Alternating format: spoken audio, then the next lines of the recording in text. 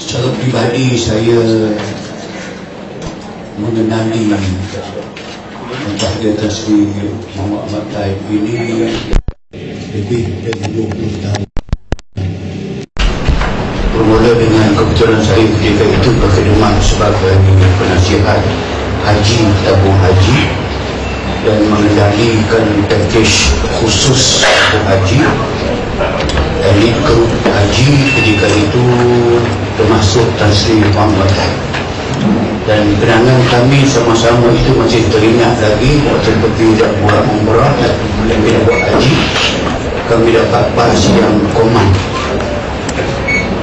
minibus yang koman. Bas itu mampu tengah-tengah terowong, tidak ada pilihan kerana gas sudah tinggi, terpaksa tolak bas nak keluar daripada terowong. Orang yang turun pertama nak tolak Tan Sri Muhammad Taib. Dia kata dia betul besar. Itu permulaan. Tapi selepas selesai itu saya pulang ke Malaysia. Dia pulang ke Malaysia. Saya dijemput untuk memberi ceramah bulanan di rumah Menteri Besar. Sebab saya seorang aktivis PAS dan Kata Agung PAS. Situ saya amat mengetahui. Saya kata Tan Sri Muhammad Taib ini kalau dia minat kepada Islam, minat kepada ceramah-ceramah agama, saya sanggup di rumahnya, tidak meresminya. Hati saya mengatakan pasti satu hari Tan Sri akan masuk.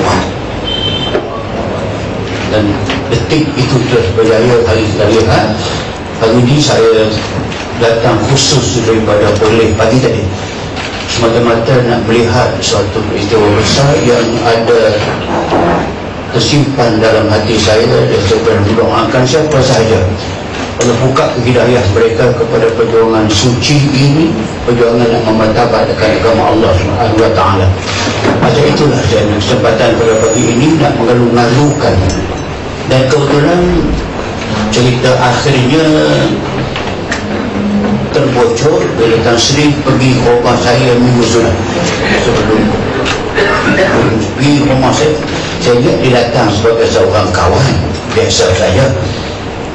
Datuk Samsudin pun ada ketika dan sebagainya.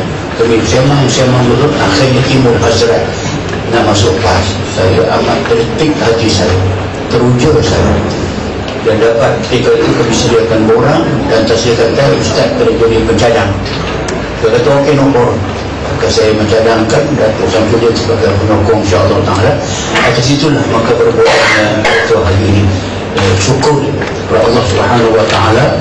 Terima kasih kepada semua media, khasnya kepimpinan kepada bahagia. Semoga Allah memberkati perjumpaan kita. Sekian, Assalamualaikum warahmatullahi wabarakatuh.